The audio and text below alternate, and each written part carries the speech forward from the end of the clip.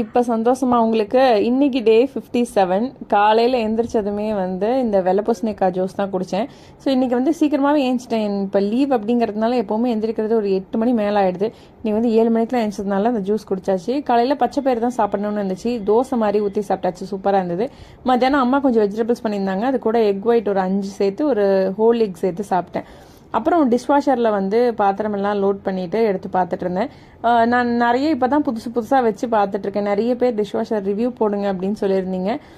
எனக்கு கொஞ்சம் டைம் கொடுங்க. நான் ஃபஸ்ட்டு இது எப்படி ஒர்க் ஆகுது, என்னென்ன வைக்கலாம் வைக்கக்கூடாது, எப்படி அவுட்புட் இருக்குது அப்படிங்கிறத தெரிஞ்சுட்டு உங்களுக்கு டீட்டெயில்டான ஒரு ரீலாக அப்லோட் பண்ணுறேன். ஒரு 2-3 டேஸாகவே மழை பெய்கிற மாதிரியே இருக்குது. கிளைமேட் சூப்பராக இருக்குது. ஸோ அதுக்கப்புறம் வந்து இந்த கிளைமேட்டில் நம்மளோட ப்ராடக்ட்டை வச்சு ஃபோட்டோ ஷூட் பண்ணால் நல்லாயிருக்கும் அப்படின்னு சொல்லி கொஞ்சம் எடுக்க ஆரம்பித்தேன்.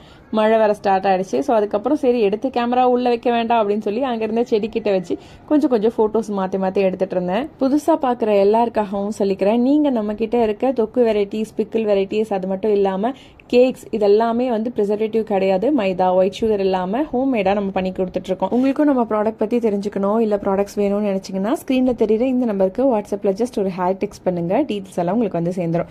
அதுக்கப்புறம் இன்னைக்கான ப்ராடக்ட் எல்லாம் டிஸ்பேச் பண்ணி முடிச்சாச்சு. அதுக்கப்புறமா ஈவினிங் 8 மணி போல் தான் ஜிம்முக்கே கிளம்பி போனேன். இன்னைக்கு போகும்போதே காலையிலேருந்து செம வேலை நின்றுட்டே இருந்திருக்கோம். அது மட்டும் இல்லாமல் ஒரு 12,000 ஸ்டெப்ஸ் வேற முடிச்சிருக்கோம். கொஞ்சம் டயர்டாக இருக்குது அப்படிங்கிற மாதிரி இருந்துச்சு. ஆனால் ஜிம் போனோன்னே கேம்ஸ் அப்படின்னு சொன்னேன், எங்கேருந்து தான் எனர்ஜி வந்துச்சோ தெரில, செம்ம ஜாலியாக ஃபன்னாக போச்சு. அதுக்கப்புறம் வீட்டுக்கு வந்து ஃப்ரெஷ் ஆகிட்டு என்னோட எடிட்டிங் ஒர்க் இருந்துச்சு, அதெல்லாம் முடிச்சுட்டு படுத்து தூங்கியாச்சு. நாளைக்கு மறுபடியும் மீட் பண்ணுறேன். ஓகே, பாய். மறக்காம ஐடி ஃபாலோ பண்ணிக்கோங்க.